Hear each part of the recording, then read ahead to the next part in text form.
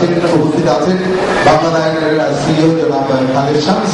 আমরা এখনই মঞ্চে ওনাদেরকে আহ্বান করব। এরপরেই রয়েছে আমাদের অত্যন্ত অত্যন্ত অত্যন্ত আকর্ষণীয় একটি পর্ব, সেটা হচ্ছে কুইজ শো। আমাদের জন্য পুরস্কার রয়েছে তাদের, আপনারা সবটুকু উপভোগ করবেন। আর আবারও জানিয়ে দিচ্ছি আগামীকাল আমাদের থাকে দেশের বড় বাউল শিল্পীদের পরিবেশনায় বাউল শো এবং কুইজ শো থাকছে। আর তারপরে 16 তারিখ থাকছে আমাদের পাপেট শো, অত্যন্ত মনোজ্ঞ একটি অনুষ্ঠান হবে তাদের, এবং কুইজ শো তো থাকছেই। আর তারপরে থাকবে দেশের বরেণ্য শিল্পীদের মিউজিশিয়ানদের পরিবেশনা মিউজিক শো। 20 তারিখে থাকছে আমাদের কুইজ শো আছে মিউজিক্যাল সেলিব্রিটিদের উপস্থিতিতে এবং বাংলাদেশের অত্যন্ত স্বনামধন্য মিউজিশিয়ানদের পরিবেশনা মিউজিক শো। তারপরে 21 তারিখ রয়েছে আমাদের পাপের শো এবং ফ্যাশন শো। আশা করি আপনারা সবগুলি শো আমাদের উপভোগ করবেন। আপনারা শুনছেন বাংলাদেশের পরিবেশনায় আমাদের আজকে মিউজিক আওয়ার। এবং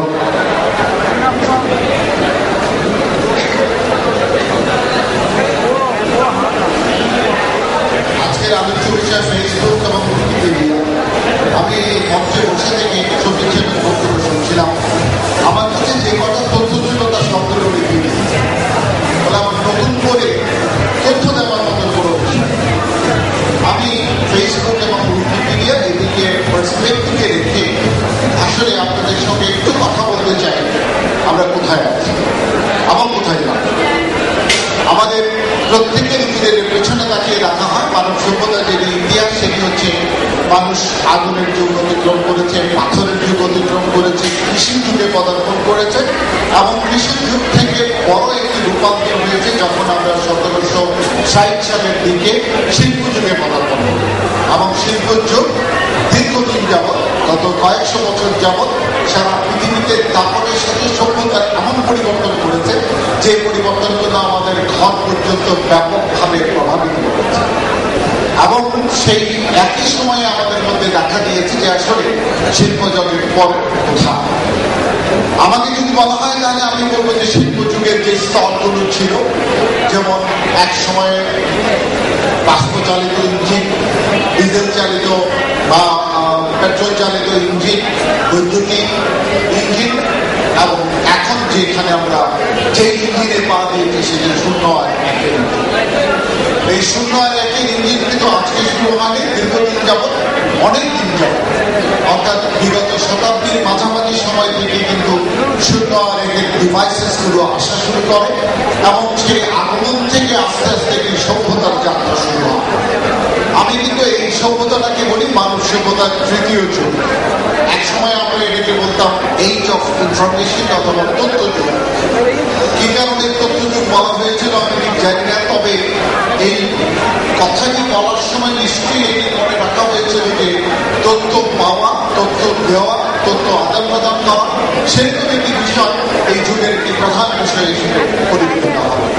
কিছুদিন পরে যখন তথ্য যুগের কথা বলতে বলতে আমরা মোটামুটি প্রায় রপ্ত করে ফেলেছি, তখন বলা শুরু হয়েছে যে এটা ডিজিটাল। ভালো কথা, ডিজিটাল যন্ত্র যখন ব্যবহার করি তখন ডিজিটাল যুগের কথা তো বলতেই হবে। কিন্তু আজকে এখানে দাঁড়িয়ে 2010 সালের 14ই জানুয়ারিতে বাংলায়নের এই মঞ্চে দাঁড়িয়ে আমাকে বলতে হবে আসলে তথ্য যুগ বলে ডিজিটাল যুগ বলে সম্ভবত আগের যুগটা, এখনকার যুগটা, সামনে যে দিনগুলো আছে এটি ইন্টারনেট সভ্যতা। অর্থাৎ আমরা এমন ক্ষেত্রে পা দিয়ে ফেলেছি যেই ক্ষেত্রটি আমাদেরকে নতুন সভ্যতার যে দিক নির্দেশনা দিয়েছে তার ভিত্তি হচ্ছে ইন্টারনেট। এবং আমি খুব নির্দ্বিধায় বলতে পারি শুধু ফেসবুক অথবা উইকিপিডিয়া নয়, আপনি আপনার জীবনের চারপাশের যা কিছু দেখতে পাচ্ছেন তার সমস্ত কিছুর ভিত্তি কিন্তু ধীরে ধীরে ধীরে ধীরে আমরা ইন্টারনেটের উপরে নিয়ে যাচ্ছি। আমি গত সপ্তাহে আমার একটি লেখা ছাপা হয়েছিল, সেটি হচ্ছে ইন্টারনেট সভ্যতা কোন কি বিলুপ্ত হচ্ছে।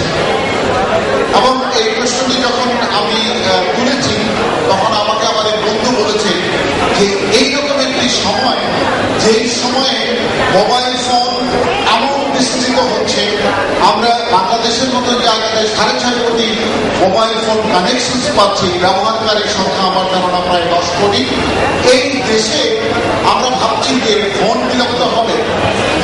এক্সাম্পলটা আমি দিয়েছি, আপনাদের মধ্যে অনেকেই আছেন হয়তো গুগলটা ইউজ করেন অথবা ইয়াহু মেসেঞ্জার ইউজ করেন। ভেবে দেখুন গুগলটা অথবা ইয়াহু মেসেঞ্জার অথবা স্কাইপ, এই প্রযুক্তির যুগে আপনারা আধুনিক একটা ফোনের দরকার আছে। আমি দেখলাম আমার এক বন্ধুর সাথে যোগাযোগ স্থাপন করা দরকার, এবং সেই যোগাযোগটি যদি আমি ফোনে করতে চাই, মোবাইল ফোন শিওর যে কোনো জায়গা থেকে আমি মোবাইল ফোনে তার সাথে কমিউনিকেট করতে পারি, কিন্তু তার জন্য আমাকে পয়সা দিতে হয়। এমনভাবে পয়সা দিতে হয় যেটা মাসিক কিন্তু অনেক পয়সা হয়ে যায়। আর আমাদের যারা তরুণ তাদের তো রাতের বেলা কথা বলার এবং অনেক প্রকারের অভ্যাস আছে, সেই জন্য কিন্তু অনেক পয়সা দিতে হবে। কিন্তু আপনি ইয়াহু মেসেঞ্জার অথবা গুগল কল অথবা স্কাইপে যদি ইউজ করেন, তাহলে কিন্তু এই পয়সাটা গায়েব হয়ে যায়, সুযোগটা সেবাটা থেকে যায়। অর্থাৎ আপনি ঘন্টার পর ঘন্টা অথবা অবিরাম অথবা যে কোনো সময়ের জন্য যখন এই প্রযুক্তি ব্যবহার করেন, তখন কিন্তু আপনাকে সময় নিয়ে পয়সা দিতে হয় না। এবং আমি আপনাদেরকে বলে দিতে পারি, আমি ধারণা করি বাংলাদেশের যে কানেকশনগুলো আছে, আপনি যদি গ্রামীণের কানেকশন অথবা নর্মাল জিএসএম কানেকশনে জিপিআরএসে ভিডিও কল করতে চান অথবা ভিডিও ট্রান্সফার করতে চান, তাহলে হয়তো সেটা মনোনীত হবে না। কারণ 25টা ফ্রেমের মধ্যে হয়তো সেকেন্ডে 1-2টা ফ্রেম পাবেন, অথবা কোনো কোনো সময় পাবেন না, পর্দা কালো হয়ে যাবে অথবা স্থির হয়ে যাবে। কিন্তু ধরা যাক যদি আপনার কোনো না কোনোভাবে 256 kbps কানেকশন থাকে, সেই কানেকশন কিন্তু আপনাকে প্রায় জীবন্ত ছবির পথে, আর যদি কষ্ট করে কোনো মতে 512 পর্যন্ত যেতে পারে তাহলে তো, অর্থাৎ আপনার কাছে যদি মাত্র 512 একটি কানেকশন থাকে, সেই কানেকশন কিন্তু আপনাকে ভিডিও চ্যাটিং শুধু না, ভিডিও কনফারেন্সিং করার সুযোগ। ধরুন আমি যদি মাসে 1000 টাকা ঘুরে ভিডিও কনফারেন্স করতে পারি, তাহলে আদৌ কি আমার দরকার আছে একটি মোবাইল ফোন দিয়ে কষ্ট করে মাসের পর মাস এই পয়সা বাড়তি করতে? আমি একটি ব্যাংকে জানি, নাম বলবো না, যে ব্যাংকটি প্রতি মাসে কয়েক লক্ষ টাকা মোবাইল বিল দিত, সেই ব্যাংকটি কিন্তু এখন ইন্টারনেট টেলিফোন ইউজ করে, এবং ইন্টারনেট টেলিফোন ইউজ করার ফলে ওই যে লক্ষ টাকার বিলটা কিন্তু গায়েব হয়ে গেছে।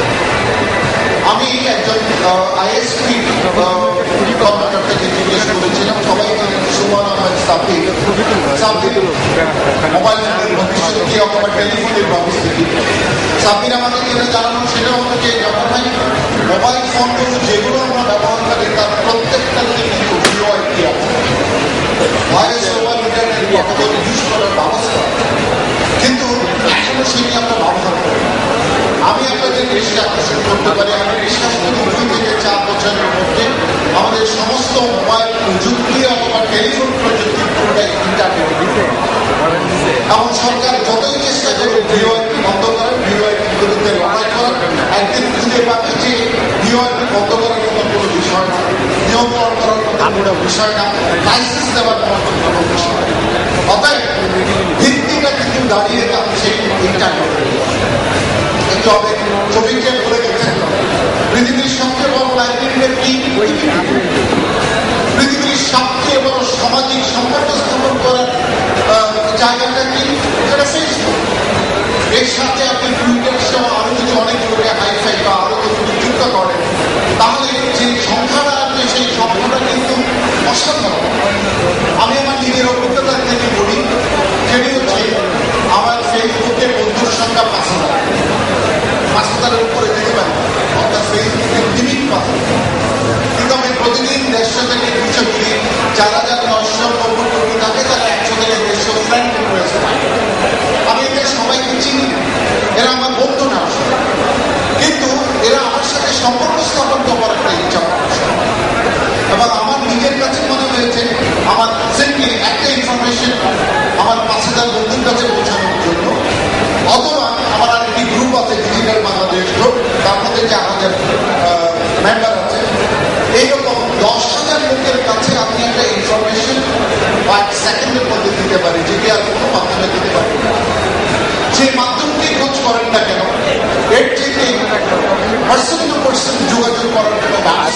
আমার কাছে এখনো দৃশ্যমান।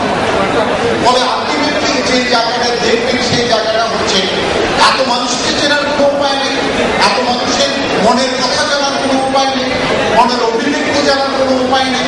আপনি দেখবেন আপনার এই বন্ধুর সাথে আমার দিকে অভিজ্ঞতা হবে যে আমরা বহু